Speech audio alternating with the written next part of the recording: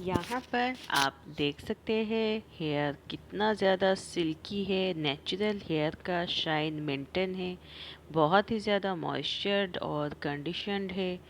और इसमें आपकी वॉल्यूम भी बढ़ जाती है। और आपके बाल अगर बहुत ज़्यादा ड्राई, डल, डैमेज हैं, उसमें भी जान आ जाती है। ऑयली हेयर हो या फिर ड्राई हेयर, दोनों हेयर पर ही आप इसको इस्तेमाल कर सकते हैं। बहुत ही ज़्यादा ड्राई है या फिर आप बिल्कुल भी ऑयल लगाना पसंद नहीं करते हैं, तो फिर आप इसको हफ्ते में 2 से 3 बार इसको लगा सकते हैं। तो दोस्तों, आज हम यहाँ पर शुरू करने वाले हैं। बहुत सारे लोगों को मुझे कमेंट में आया था कि ऑयलिंग करने से बाल बहुत ज़्यादा झड़ते हैं, तो ऑयलिंग वगैरह ये कर नहीं सकते हैं, तो उसके लिए कौन सा वाला सल्यूशन है।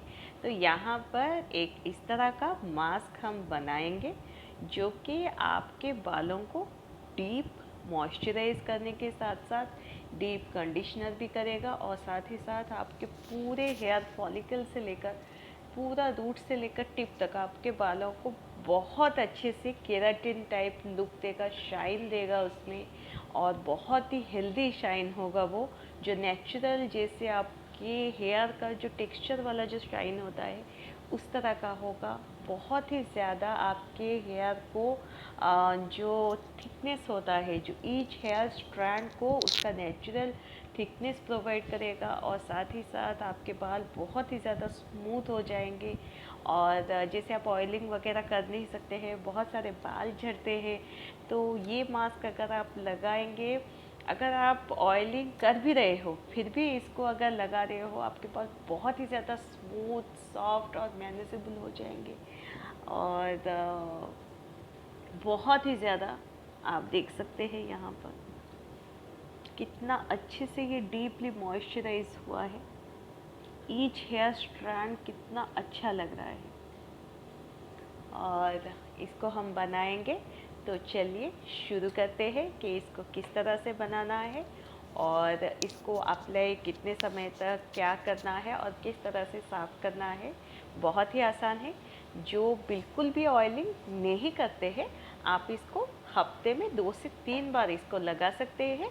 बहुत ही ज़्यादा ड्राई फ्रीजी हेयर के लिए आप पहले हफ्ते में 3 बार लगाइए, फिर धीरे धीरे उसको हफ्ते में 2 बार को रिड्यूस कर दीजिए। और जो नॉर्मली ऑयली हेयर है या फिर हाफ लेंथ से जिनको फ्रीजीनेस की परेशानी है, वो हफ्ते में 1 या फिर 2 बार इसको लगा सकते हैं। इसको स्टोर करके आप 10 से 15 दिन तक आराम से फ्रीज में रख सकते हैं एक बार बनाकर। तो चलिए शुरू करते हैं कि इसको किस तरह से बनाना है। यहाँ पर मैं ना आधा कप जितना आप ग्रेटेड नारियल मैंने ले लिया है। आप इसकी कट पीस भी ले सकते हैं, छोटे छोटे टुकड़ों में काट कर। इसको अभी एक बोल में मैंने निकाल दिया है। अब इसमें 1/3 जितना, 1/3 कप जितना हम रॉ मिल्क में यहाँ पर ऐड कर रही हूँ। अगर आपके पास रॉ मिल्क नहीं है, आपने उबाल दिया है, तो फिर दूध के ऊपर का जो मलाई है उसको थोड़ा सा फेंट लीजिए और फिर उसके बाद उसको डाल दीजिए। और दूध इतना होना चाहिए कि नारियल ऊपर ही सोख कर जाए, बहुत ज़्यादा नहीं होना चाहिए। यहाँ पर मैंने दूध से इसको अच्छे से सोख कर लिया है। अब इसको इसी तरह से ही हम आधा घंटा के लिए ढक्कन देकर इसको रख देंगे और इसको सोख होने के लिए छोड़ देंगे। पास से यहाँ पर आप देख सकते हैं कि मैंने यहाँ पर जो दूध डाल के इसको सोक किया हुआ है, साइड से आप देख सकते हैं। अब इसको इसी तरह से ही छोड़ देते हैं।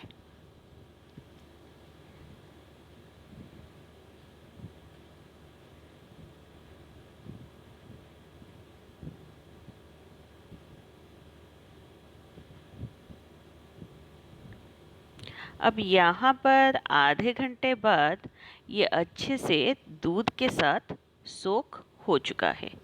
अब इसको एक मिक्सी में डाल देंगे और अच्छे से ब्लेंड कर लेंगे ताकि नारियल का दूध निकल सके। अगर आपको लगे कि आपका ये थोड़ा सा थिक है, तो फिर और थोड़ा सा रॉ मिल्क इसमें डाल दीजिए। तो अब मैं इसको थोड़ा सा ब्लेंड कर लेती हूँ।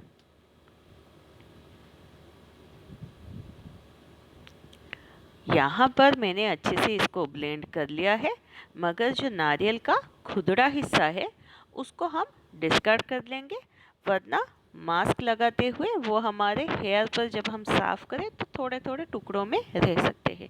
तो इसको एक स्ट्रेनर की मदद से मैं यहाँ पर नारियल का दूध निकाल दूंगी। आप अगर चाहे तो कपड़े में भी इसको निकाल के फिर इसको स्क्वीज़ कर लीजिए, ताकि नारियल का दूध सेपरेट हो सके।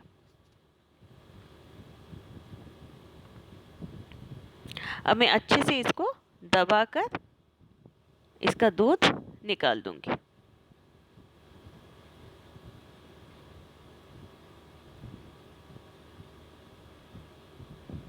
ये बहुत ही अच्छा है हेयर के लिए। अगर आपके बाल बहुत ही ज़्यादा फ्रीजी है, ड्राई है, डैमेज हो चुके हैं, तो अगर आप ऑयल लगाना पसंद नहीं करते हैं तो फिर भी आप ये लगाकर आपके बालों को बहुत ही अच्छे से डीप मॉइस्चराइज, हेल्दी और उसके साथ साथ ये हेयर को ग्रो करने में भी मदद करता है और स्मूथनेस भी देता है।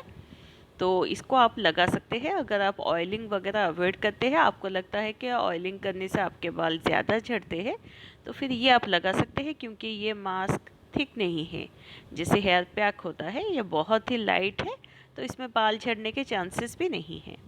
तो यहाँ पर मैंने नारियल का दूध निकाल दिया है।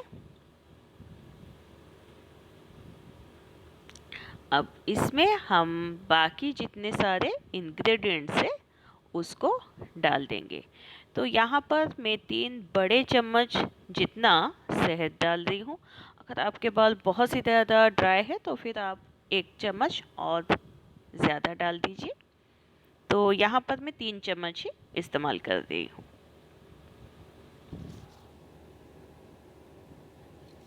अब यहाँ पर 2 विटामिन ई की कैप्सूल को थोड़ा थोड़ा काट के उसमें से हम तेल निकाल देंगे और इसी में ही डाल देंगे।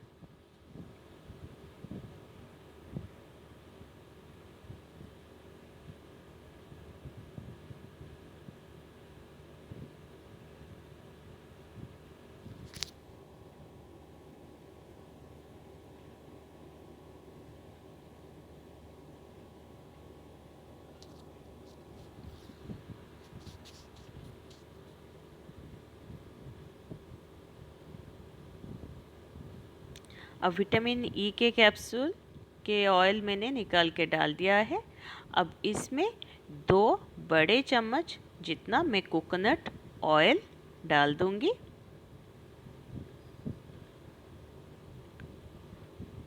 अब इसमें मैं 1 बड़े चम्मच जितना ग्लिसरीन यहाँ पर डाल दूंगी।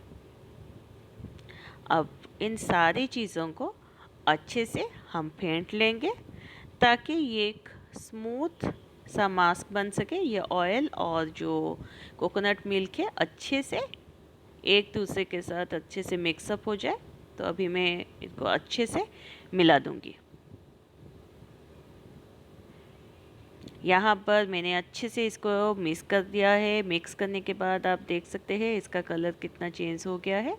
अब हम हेयर मास्क लगाने से पहले एक कोम की मदद से पहले आप अपने बालों को डिटेंगल कर दीजिए, और डिटेंगल करने के बाद आप इस हेयर मास्क को अपने पूरे रूट से लेकर पूरे हेयर लेंथ तक आपको इसको अप्लाई करना है।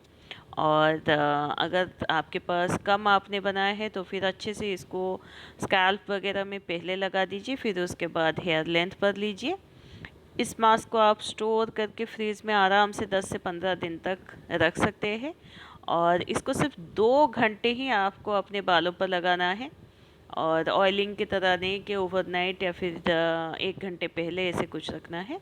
इसको आप सिर्फ 2 घंटे ही हेयर पर आपको रखना है। यहाँ पर मैंने पूरे स्कैल्प से लेकर पूरे टिप तक मैंने अच्छे से मसाज कर लिया है। अब एक बैंड की मदद से हो, आप क्लच की मदद से हो, इसको अच्छे से बर्न कर लीजिए, या फिर आप शावर कैप भी डाल सकते हैं। और इसी तरह से आप 2 घंटे इसको मिनिमम इसी तरह से ही अपने बालों पर रहने दीजिए। अब 2 घंटे बाद यहाँ पर मैं पानी को अच्छे से उबाल दूंगी। पानी को उबालने के बाद यहाँ पर एक टॉवल लेंगे, उसको अच्छे से आप स्क्वीज़ की तरह इसको टर्न कर लीजिए। इससे आपको ये होगा कि आपको स्क्वीज़ करना बहुत कम पड़ेगा और पानी बाहर नहीं निकलेगा। तो इस तरह से कुछ मोड़ दीजिए और फिर उसके बाद गर्म पानी में इसको डाल दीजिए ताकि ये पानी को सोख कर ले। और फिर थोड़ा सा ही स्क्वीज़ करने से इसमें से सारा पानी निकल जाता है और बस स्टीम रह जाता है। तो यहाँ पर मैं थोड़ा सा ही मोड़ लूँगी और इसमें स्टीम रह गया, इसको थोड़ा सा इस तरह से फोल्ड करके ले जाएंगे ताकि इसका जो हीट है इसी में ही ट्रैप होकर रह जाए। अब 2 घंटे के बाद आप देख सकते हैं ये अच्छे से बालों पर ड्राई आउट हो चुका है, बहुत ही अच्छे से स्काल्प वगैरह में सोख हो चुका है। तो अब यहाँ पर हमने जो हॉट टॉवल जो बनाया है उसको रैप कर लेंगे। मैंने बन इसलिए बनाया है ताकि पूरे टॉवल में आपके पूरी तरह से हेयर आ जाए। जितने भी लंबे बाल हो अगर आप बन बना लेंगे तो आपके पूरे, आपको ये है कि स्कैल्प से लेकर रूट तक आपको पूरा हीट पहुंच रहा है। और इस तरह से आपको 3 से 4 बार रिपीट करना है। फिर अपने अच्छे वाले आप जो कंडीशनर शैम्पू इस्तेमाल करते हो उसी से साफ़ करने के बाद इस तरह का रिजल्ट आपको मिल जाएगा।